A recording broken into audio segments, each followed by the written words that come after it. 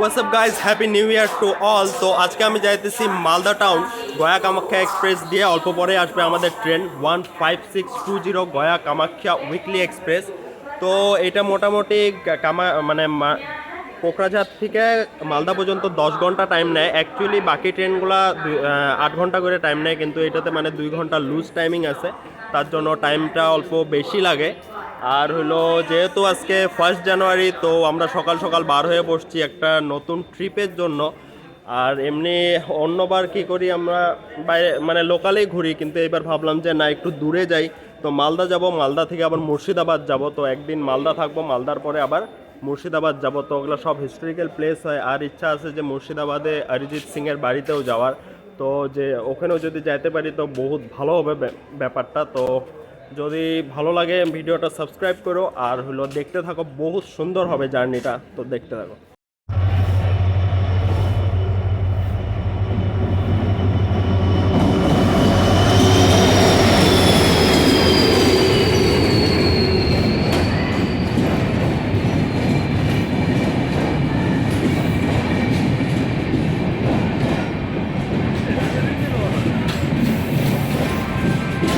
এটা হলো আমাদের S5 কোচ, আর আমরা এখন ওইটা বললাম। আমাদের সিট নাম্বার হইতেছে 7172। তো পিছনের দিকে আছে সিটটা। পুরা ট্রেন খালি, মানুষই নাই একদম।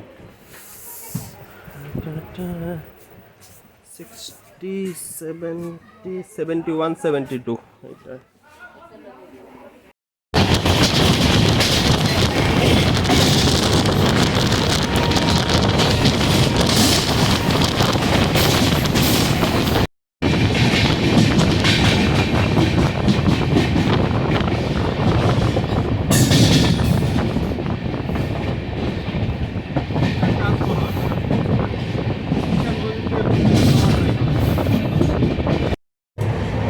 তো ট্রেনটা ছাড়ার মোটামুটি আধা ঘন্টার মতো হয়েছে। আমরা গোসাইগা পাবোই এখন। আধা ঘন্টা হয়নি, 20 মিনিটের মতো হয়েছে। গোসাইগা পাবোই এখন। তো এখন মানে তোমাদেরকে দেখাবো যে ট্রেনটা কতটা পরিষ্কার আছে এখানে, মানে ওয়াশরুমগুলো। কেননা ইন্ডিয়ান রেলওয়ের একটাই প্রবলেম জানোই, যে ওয়াশরুম খুব তাড়াতাড়ি নোংরা হয়ে যায়। অ্যাকচুয়ালি মানুষেরই দোষ, মানুষ ফ্ল্যাশ করে না, জল ভালোভাবে দেয় না। তো আসলে দেখি, তো এইটা হইতেছে ওয়াশরুম, আর এটা হলো ইন্ডিয়ান টাইপ পরিষ্কারই আছে। বাকি এখানে ফ্ল্যাশও কাজ করতেছে। তো আমরা এখন পৌঁছালাম আমাদের ফার্স্ট হল্ট নিউ আলিপুরদুয়ার। আর এখান থেকে ট্রেনটা নেক্সট হল্টে যাবে হলো কুচবিহারে। আর এখানে আমার পেছনে দেখো একটা ট্রেন দাঁড়া হয়ে আছে, এটা হলো তিস্তা তোরসা এক্সপ্রেস, যেটা যায় হলো শিয়ালদাতে। অল্প পরেই ছাড়বে, আই থিঙ্ক এখান থেকে 12:30টায় ছাড়ে।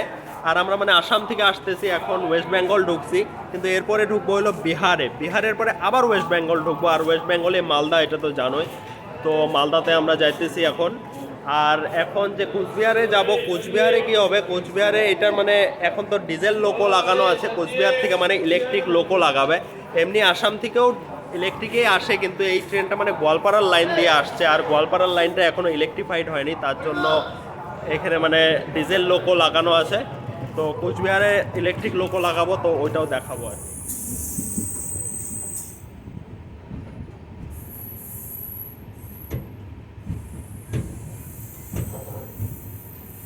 তো এখন আমরা মানে নামলাম নিউ কোচবিহারে। আর এখন যাইতেছি ইঞ্জিনের দিকে, কেননা এখানে লোকোমোটিভটা যেহেতু চেঞ্জ করে, তো চেঞ্জ করাটা তো দেখাইতে হবে। কেননা ডিজেল খুলবে এখন, ডিজেল খোলার পর ইলেকট্রিক লোকো লাগাবে।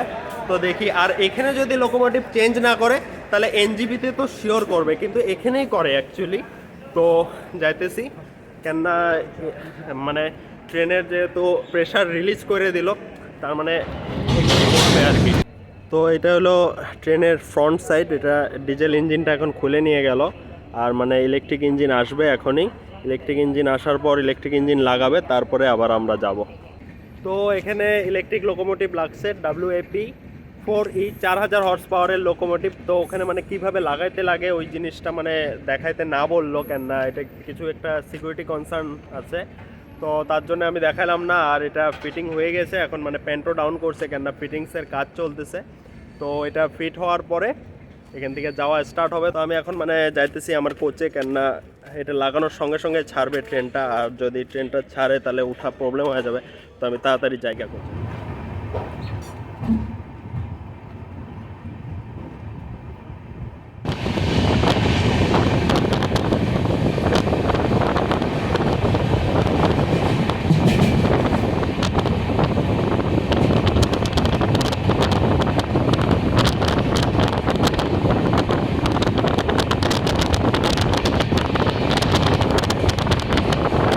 কুচবিহার থেকে এখন ট্রেনটা বার হলো। এখন নেক্সট স্টপেজ আমাদের এনজিপি, মানে নিউ জলপাইগুড়ি। আর এখান থেকে মোটামুটি এনজিপি 120 কিলোমিটারের মতো হবে, তাই না? 120 কিলোমিটার মতো হবে, কিন্তু সময় নিতেছে এখান থেকে মোটামুটি 3 ঘন্টা। মানে ওই যে লুজ টাইমিং বলছিলাম, লুজ টাইমিং মানে লুজ টাইমিং জিনিসটা কি, ইন্ডিয়ান রেলওয়েতে মোটামুটি বেশিরভাগ ট্রেনেই এরকম একটা এক্সট্রা টাইম দেওয়া থাকে, যাতে ট্রেনটা লেট করলেও কিন্তু মানে অরিজিনালি দেখায় যে টাইমে আসছে। সাপোজ ধরলাম যে শিয়ালদা থেকে গুয়াহাটি যাইতে অরিজিনাল টাইম লাগে 14 ঘন্টা, কিন্তু ট্রেনটার টাইমিং দেওয়া আছে 17 ঘন্টা। তার মানে কি, যদি 3-4 ঘন্টা লেটও করে তাও দেখাবে যে রাইট টাইমে আসতেছে। তো এর জন্য মানে লুজ টাইমিং জিনিসটা দেয়। তো এই ট্রেনেও মানে বহুতখানি লুজ টাইমিং আছে, মোটামুটি 2.5 ঘন্টার মতো লুজ টাইমিং আছে। তো এর জন্য মানে আমরা আস্তে ধীরে থামে থামে যাইতেছি।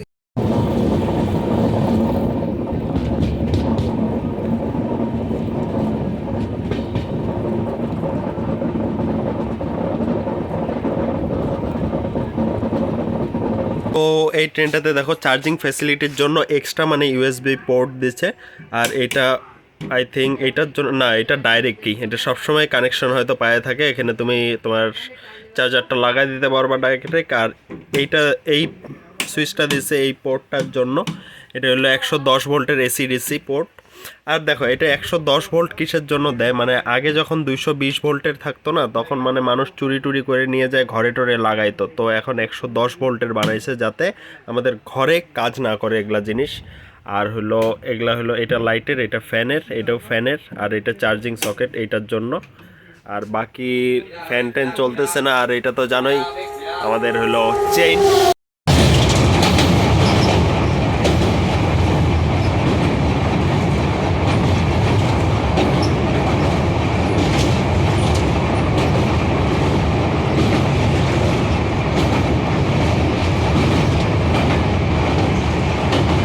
তো আমরা মানে অল্পক্ষণ পরেই এনজিপি পাবো। তো এনজিপি থেকে খাওয়া আমরা নিব। তো জোম্যাটোতে অর্ডার করলাম, 80 টাকা করে ভেজ থালি নিল।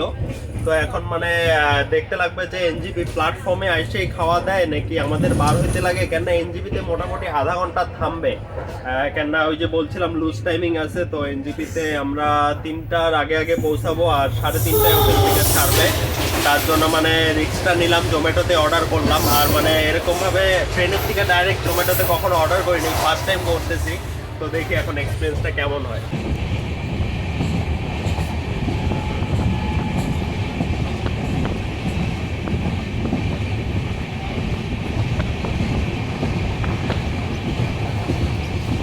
তো এখন মানে ব্যাপারটা কি হয়েছে, জোম্যাটোর লোকটা মানে অলরেডি এনজিপি স্টেশনে এসে গেছে, আর আমাদের ট্রেন কন্টিনিউয়াস লেট করতেইছে। এখন মানে আমরা কখন যায় পৌঁছাবো এটা জানি না, আর কতক্ষণ বার লোকটা থাকে সেটাও প্রবলেম, তাই না? তো এখন লোকটা যদি চলে যায়, আমরা ক্যাশ অন ডেলিভারি দিয়েছি যেহেতু আমাদের টাকার লস নেই কোনো, কিন্তু হয়তো আমার জোম্যাটো অ্যাকাউন্টটার ক্যাশ অন ডেলিভারি বন্ধ করে দেবে।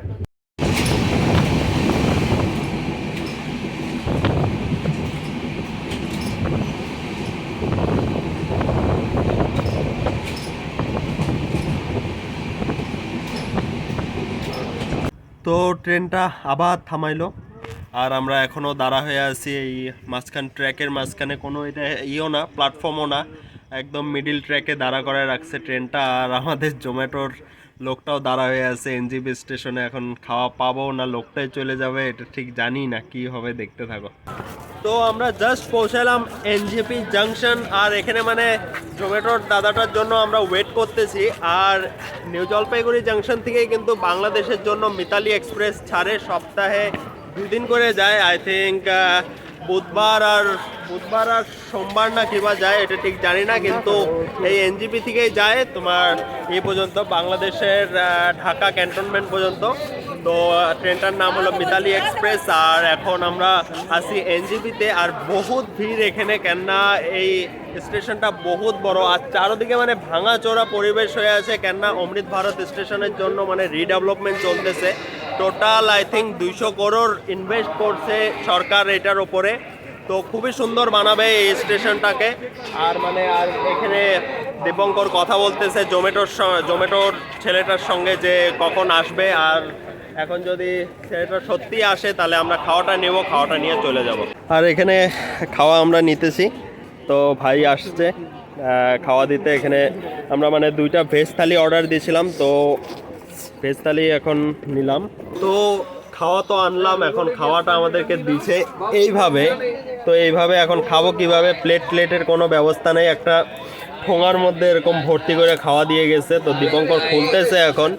যদি ভালোভাবে খাইতেই না পারি তাহলে তো বহুত ঝামেলা হবে। এই যে সব প্লাস্টিকের জিনিস, আর মানে কোনো ধরনের মানে প্লেট টাইপের কিচ্ছু দেয় নাই। তো কষ্ট করে খাওয়াটা খাইলাম আর কি কোনো মতে। যদি টেস্টের কথা বলো তাহলে আমি 10-এর মধ্যে -10 দেবো। এরকম মানে টেস্ট ছিল খাওয়াটার, একদমই মানে কোনো মতে অল্প খাইতে পারছি আর কি। তো খুবই খারাপ অবস্থা ছিল খাওয়াটার। আর এমনি সার্ভ যে করছে ওই প্রসেসটাও খারাপ ছিল, আর টেস্টও একদমই খারাপ ছিল। আর এখন মানে ট্রেনটা ভালো স্পিডে চলতেছে।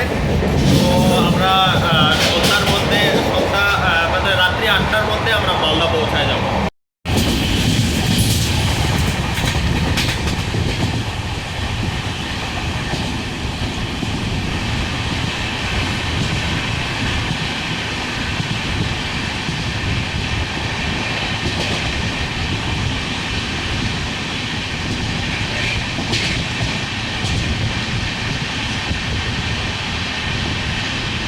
Welcome to Bihar. তো আমরা এখন কিষানগঞ্জ জাংশনে জাস্ট পৌঁছাইলাম। আর কিষানগঞ্জকে এর জন্য জাংশন বলা হয় কেননা এখান থেকে একটা লাইন জায়গা বারাউনি হয়ে কাটিহার হয়ে দিল্লির দিকে, আর একটা লাইন কিন্তু যায় মালদা হয়ে দিল্লির দিকে বা মালদা হয়ে হাওড়ার দিকেও যাওয়া যায়। তো এর জন্য এই স্টেশনটাকে জাংশন বলে। আর এখানেও স্টেশন রিডেভেলপমেন্টের কাজ চলতেছে, তার জন্য মানে চারোদিকে পুরা ভাঙাচোরা। আর পিছনেই আই থিঙ্ক এটা হাইওয়ে হবে, সব গাড়ি টাড়ি এদিক দিয়ে যাইতেছে। একটা মানে বড় ফ্লাইওভার আছে। আর আমি মানে নামলাম জাস্ট, অনেক মানুষ আছে এখানেও। আর মানে এখান থেকেও অনেক মানুষ উঠবে। আর এইদিকে দেখো একটা ছোট্ট মন্দির আছে, আর এইদিকে হাই রোডটা আছে। ভালোই বড় হাই রোড মনে হইতেছে এটা, বা হাই রোড নাও হইতে পারে, টাউনের মাঝখানের ফ্লাইওভারও হইতে পারে, কিন্তু বিশাল বড় যেটাই হয়ে থাক না কেন বিশাল বড়। আর এটা হইতেছে প্ল্যাটফর্মটা। এদিকে দেখো পুরো টাইলস লাগাইছে, কেন স্টেশন রিডেভেলপমেন্ট চলতেছে পুরা ইন্ডিয়াতে। আর কিষানগঞ্জটাকেও রিডেভেলপ করতেছে। কিন্তু এইদিকে যদি আমরা আসি অল্প, এইদিকে দেখো জলের ওয়েস্টেজ কীভাবে হইতেছে। তো রেলওয়ের এগুলা ধ্যান রাখা উচিত জলের ওয়েস্টেজ ঠিক করার জন্য। দেখো পুরা ট্যাপ কলটাই নাই, একদম ডাইরেক্ট পাইপ, আর পাইপ দিয়ে জল পরে চলতেছে। তো যেহেতু আমাদের মালদা পৌঁছাইতে মোটামুটি ভালোই রাত্রি হবে, 8টা বাজবে, তার জন্য তখন মানে কোন হোটেল খুঁজবো না খুঁজবো তার জন্য online IRCTC retiring room book করে নিলাম। মানে স্টেশনেই থাকবো, স্টেশনে মানে রিটায়ারিং রুম থাকে জানোই, আইআরসিটিসি থেকে বুক করলাম।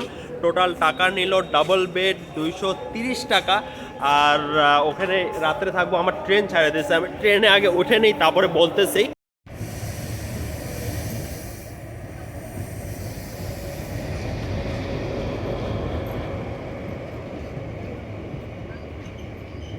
তো আমরা এখন কিষানগঞ্জ থেকে বার হয়ে গেলাম। আর এরপরে নেক্সট স্টপেজ হইতেছে আমাদের মালদা টাউন। তো এখান থেকে মোটামুটি 2 ঘন্টার মতো টাইম লাগবে মালদা পৌঁছাইতে। আর মানে তারপর ওখানে তো বুক করা আছে আমাদের রিটায়ারিং রুমটাও দেখাবো যে কিরকম আছে। আমি ঠিক জানি না মানে কি কন্ডিশনে পাবো, পরিষ্কার পাবো নাকি নোংরা পাবো, কেননা রেলওয়ের জিনিস তো জানোই কিরকম হয়। তো তথাপিও যদি ভালো থাকে, কেননা আমি আগরতলাতেও আগে রিটায়ারিং রুমে ছিলাম, তো আগরতলার রিটায়ারিং রুমটা খুব সুন্দর ছিল। এখন দেখার পালা যে মালদাতে কিরকম থাকে। তো ফাইনালি আমরা আসলাম এখন মালদা টাউনে। আর এখানে দেখো ভিড়, মানে আমাদের পুরা ট্রেন এখানে খালি হয়ে গেল। আর এখন আমরা যাইতেছি রিটায়ারিং রুমের দিকে। তো রিটায়ারিং রুমে আমরা যাব। আর ওখানে মানে বুকিং তো করাই আছে, জাস্ট চেক ইন করতে লাগে। তো এখন খুঁজতে লাগবে যে রিটায়ারিং রুমটা কোন দিকে আছে। তো রিটায়ারিং রুমটা পাওয়ার সঙ্গে সঙ্গে আপনাদেরকে দেখাবো যে রিটায়ারিং রুমটা কেমন হয়।